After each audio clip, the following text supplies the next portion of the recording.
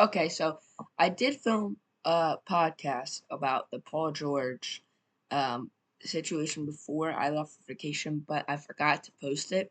So I'm gonna briefly go over it right now.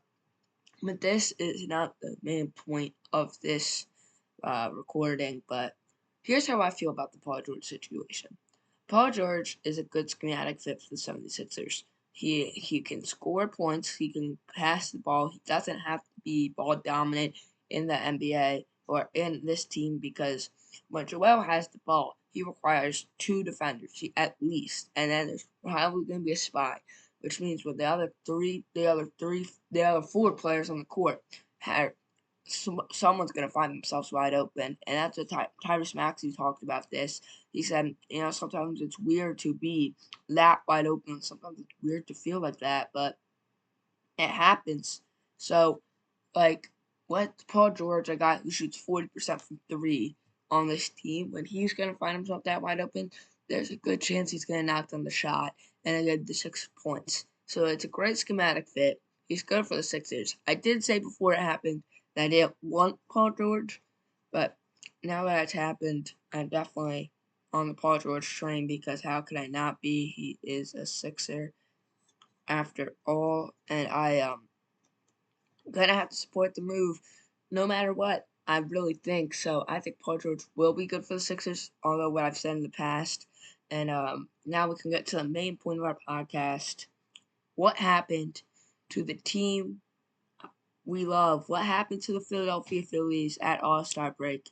What happened to those guys? What happened to Bryce Harper? What happened to Bryson Stott? What happened to, well, we know what happened to JT Romano. What happened to a lot of these guys who used to be good? Not Alec Bohm. Alec Bohm's on fire. What happened to Brandon Marsh?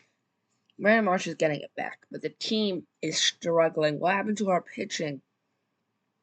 So, if you don't know, the All-Star break of the MLB was just a few weeks ago, and the Phillies had a lot of guys. It was almost half the team went out for the All-Star break. Bryce Harper, Trey Turner, Alec Bohm, uh, Gregory Soto. No, not Soto. Michael Lorenzen. I'm saying the wrong names. Max Strom. My bad. Matt Strom.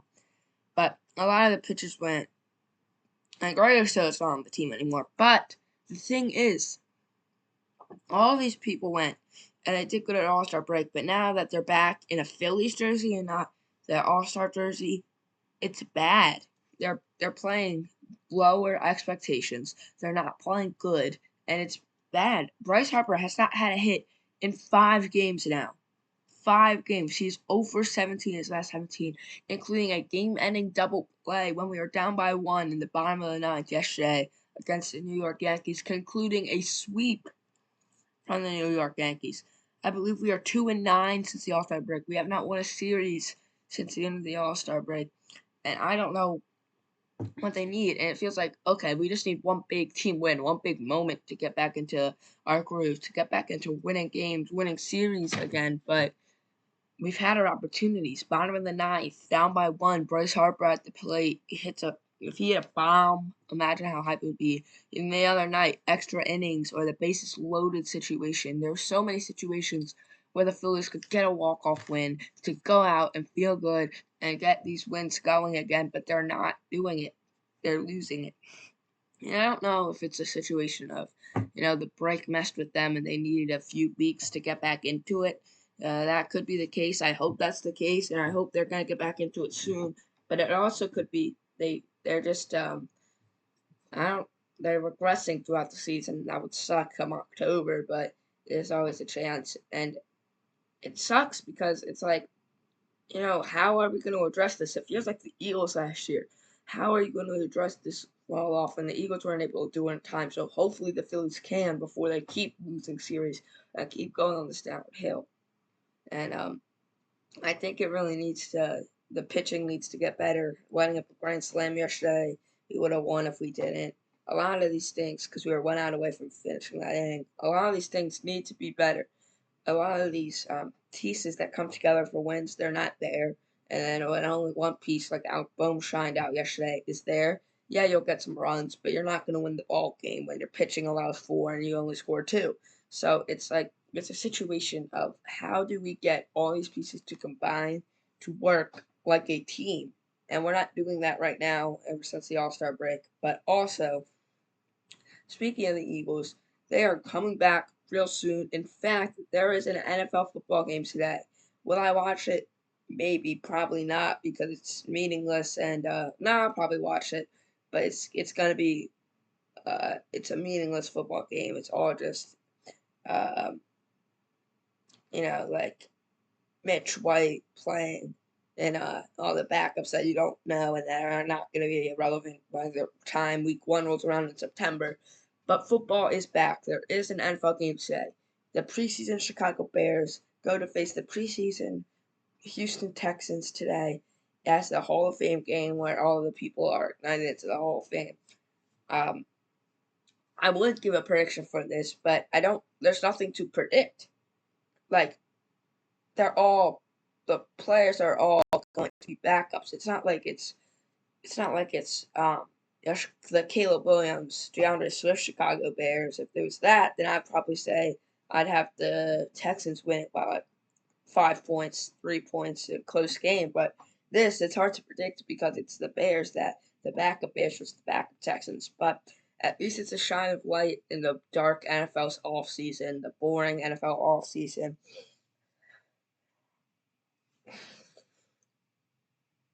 Sorry, I felt like I had to sneeze. I still do a bit, but I don't think I'm going to. Never mind, there it was. There it is. But it's a shine of light for the season to come around, and that means that this game's going to happen. The more games are going to happen after. There's 3 games for each team, then a bye week, then we get into the season. The Eagles do not kick their season off at home or away, technically, as they will not. They're playing the Green Bay Packers, but they're not going to play at the Link. They're not going to play in Lambeau. They're actually playing at a stadium in Brazil to start their season. Yes, the Eagles versus the Packers in Brazil. It's going to be an interesting game. Of course, I got my Eagles winning. I don't think it's going to be that close. I think it's going to be like 10-20, but I still think it will be an interesting game. I think it's going to be exciting to see how the new Jalen Hurts is and how Jordan Love develops, and obviously how the new guys come in, like the new guys like Devin White come in, the new guys like obviously now Reed Blankenship's brother Cooper DeJean come in. The all the new guys from the draft and from free agency, the big moves, the small moves, Saquon Barkley.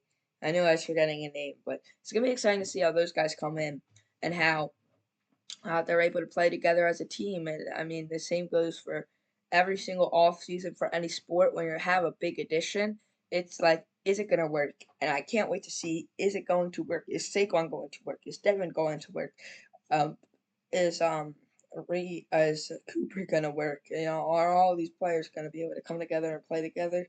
It's gonna be really interesting to see, and I can't wait to see come September. But now we're just gonna see Tanner McKee and Kenny Pickett split snaps with all the backups.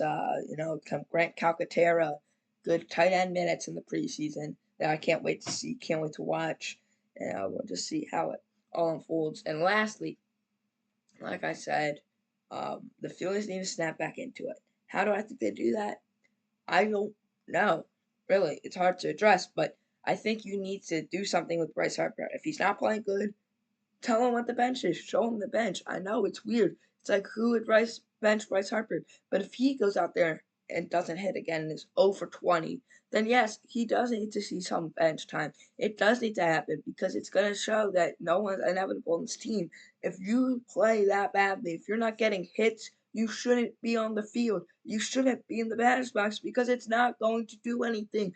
You're a waste of an out. Like bottom of that 2 outs. Bryce Harper comes to play. Innings over. The other team knows that. You can't have that happening.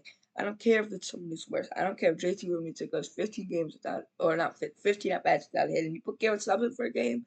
That's good. He needs that to show that he's not inevitable. Because then you know that that's not what works out. You need to get them in the batter's box. You need to get them training. That's how they're playing. And so that's just how I feel about all 3 situations. And a quick about that. Gosh, sneeze again. But goodbye. Thank you for watching, and goodbye.